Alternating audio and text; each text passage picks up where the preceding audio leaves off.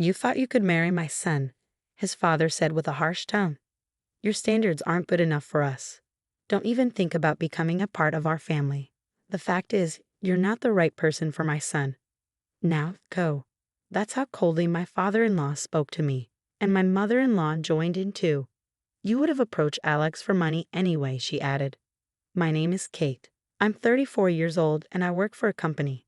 Ever since I finished university, I've been working at the same place for years. Some of my colleagues left to start their own businesses, get married, or have children. In those situations, I stayed at the company, dedicating myself to my job every day. You might think I'm a lonely workaholic woman, but I'm not. I have a boyfriend named Alex. Alex was a business partner. I thought he was a nice young man who took his work seriously.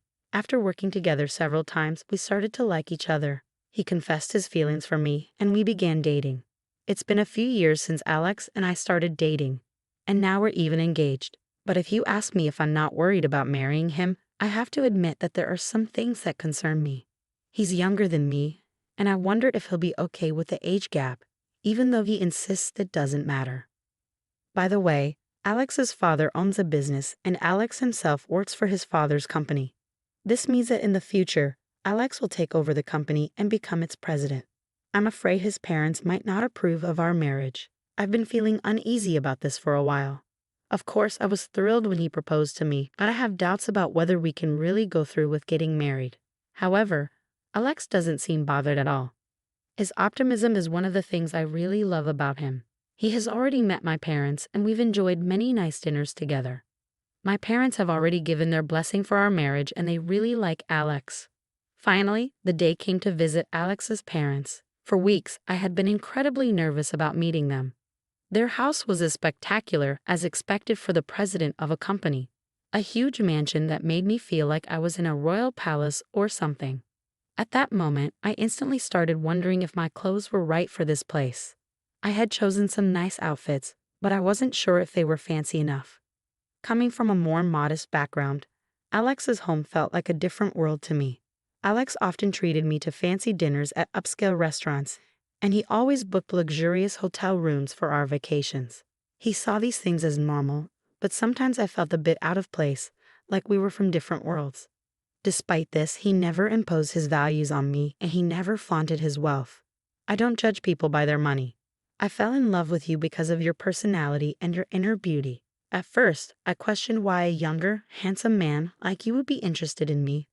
But your kind words reassured me that you truly accept me for who I am. Because we love each other deeply, inside and out, Alex and I are planning to get married.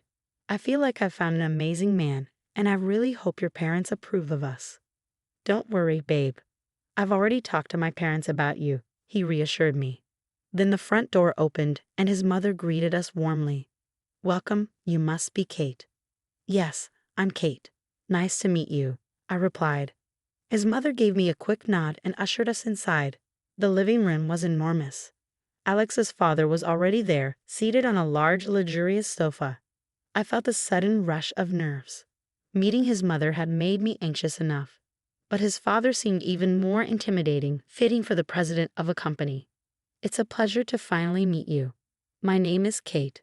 Thank you for inviting me today, I managed to say, my voice trembling slightly. Alex looked at me and smiled reassuringly. Don't be so nervous. But his parents weren't smiling. Their gaze was cold and unwelcoming. I could feel myself tensing up.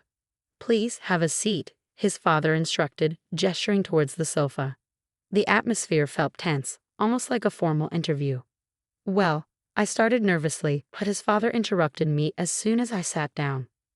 No, he said abruptly, and his mother nodded in agreement. Hey Mom, Dad, what's going on? Why are you saying no?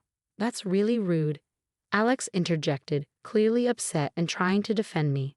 But his parents appeared unmoved, ignoring his protest. How old are you anyway? You look quite old, his mother bluntly remarked. I'm 34, I replied, trying to keep calm. Goodness, you're 6 years older than Alex. How can we accept Alex marrying someone so much older? His mother continued. And besides, it might be too late for you to have children, isn't it? We want someone who can give us grandchildren. Personally, I think Alex should marry a younger woman, younger than him, she added. her voice cold and dismissive. I had expected them to bring up my age. And you're still single at your age. It makes me wonder if there's something wrong with you. Maybe you're too picky or have a difficult personality, his mother concluded. Mom, what are you saying? Kate is an amazing person with a great personality. Alex defended me once more. Then why haven't you been married before? His mother's sharp question pierced the air. Excuse me, I said firmly, feeling compelled to explain. I know I'm a bit older to be getting married now, but I love my job and I've always wanted to focus on my career. That's why I didn't get married until now. It wasn't until I met Alex that I realized I wanted to settle down. I felt overwhelmed by the pressure from his parents. Despite my efforts to explain, their attitude remained unchanged. Shouldn't you be working harder? Your company isn't that big. Even if you work diligently and get promoted, the pay must be quite modest, isn't it? His father criticized. I think you should consider making yourself more attractive as a woman. Maybe some cosmetic enhancements could help, his mother added bluntly. Honey, that's too direct. Alex interjected, trying to soften the mood, but his parents chuckled dismissively. I was shocked and hurt, unsure of how to respond to their harsh comments. You thought you could marry my son. Your standards don't match ours. Don't you dare dream of joining us. Anyway, the point is, you're not the right person for my son. Now, leave, his father coldly stated. His mother joined in, saying, You would have approached Alex for money anyway. I don't know how you fooled my son, but you can't fool us too. That's enough, I finally snapped. You can say whatever you want, but it's my life. I'm going to decide whom I marry. Alex tried to defend me, but I stopped him. I see. I understand your feelings, but it's incredibly rude of you to say such hurtful things to me, especially since we just met, I declared firmly. I don't care about wealth. It's not important to me, but if I were to become rich, I definitely wouldn't want to be like you. With that, I stood up. We don't need to continue this conversation, I said, walking out of their house. You've got to be kidding me. Don't you dare insult us, you beggar. We'll never allow you to marry my son. I don't want to be related to people like you anyway, his father shouted after me. Ignoring his words, I left in frustration. Kate, I'm sorry. I never expected my parents to say something like that. It was really hurtful. Alex apologized earnestly. But maybe this is a blessing in disguise. Getting married under those circumstances would have been even more stressful. Anyway, I'm cutting ties with them. I won't be taking over my dad's company and I'll be resigning from that job too. Don't rush into such big decisions, I cautioned him. I'm not rushing. I truly love you, Kate. We didn't get together for money, so leaving the family home shouldn't be a problem, Alex assured me. Well, that's true, but let's go to your parents' house and talk to them, Alex suggested, holding my hand as we walked. My parents were surprised by our unexpected visit but welcomed us warmly. Over tea, we explained what had transpired. My father listened quietly. Alex, your father's company is Space C, correct? And his name is Patrick Smith, my father suddenly asked. Yes, but why do you ask? Alex responded, puzzled. I see. Just as I thought. How about we go visit your parents right now? My father suggested. Dad, what's going on? Because they said they wanted to see her face, didn't they? Let's go show them a face, then, my father said firmly. My father wasn't one to usually stir up trouble, so I was taken aback, but he seemed resolute. We had no choice but to go along with him. So we found ourselves back at Alex's parents' house once more. This time, it was Alex's father who answered the door, not his mother. You again. I won't forgive you, no matter how many times you come back, Alex's father said sternly. Whose daughter do you think you were speaking to, Patrick? My father retorted, raising an eyebrow. It took Alex's father a moment to recognize something. Mr. Anderson, is that you? You finally remembered. Yes, she's my only daughter. We had her later in our marriage, my father revealed. By the way, how dare you insult my precious daughter? Have you forgotten what I did for you 3 years ago? No.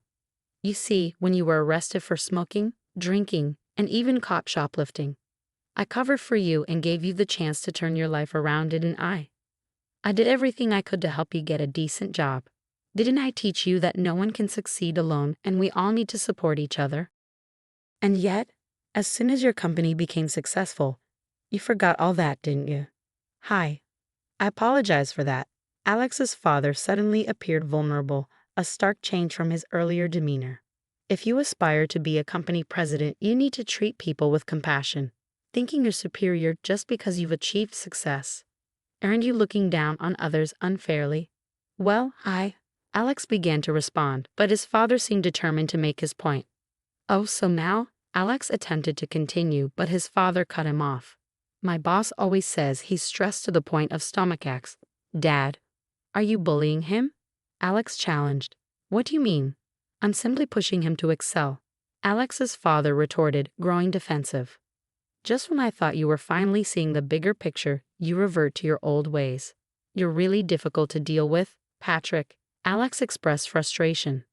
First of all, apologize to my daughter before you insult her, my father interjected firmly. Yes, I am sorry, Kate. Alex's father apologized, lowering his head to me. It seems the master-slave relationship ingrained in our minds since school days is hard to change. I reflected silently. Honey, you should apologize to her too, Alex's mother added, also bowing her head. I felt relieved that Alex's parents apologized to me. Hey, I'm leaving this house and quitting the company, Alex suddenly announced. At that moment, Alex's parents were visibly alarmed. Wait, if you leave, who will take over your father's company? You're our only hope, they exclaimed. I'm tired of being controlled by you in everything. I'm going to start my own company and see how far I can go on my own. And I'll marry Kate, as I promised. Thank you for everything, Alex said firmly, bowing his head as he bid farewell to his parents. They were stunned, their faces turning pale, but we left them behind nonetheless. My father had been a high school teacher until he retired. I had no idea that Alex's father had once been one of his students. Curious, I looked up the company Alex worked for on their website, and there was Patrick's picture. At first, I was proud to see that one of my former students had achieved so much, my father reflected. But it's easy to get caught up in wealth and lose sight of what truly matters. My father had always been firm on these principles. Eventually, Alex did indeed leave his job and ventured into starting his own business. Meanwhile, I continued to support him as I pursued my own career. Alex proved to be a talented business owner, and his company quickly became profitable. We got married and found happiness together, supporting each other every day. Meanwhile, my father-in-law faced legal issues due to accusations of mistreatment by his employees. This caused the company's stock price to drop, leading to his removal as president. Through these experiences, I learned the importance of humility and compassion. My father has always been a role model, and I treasure the lessons he taught me. I strive to live my life with integrity and grace. If you enjoyed this story, please subscribe to our channel. Stay tuned for more content coming soon.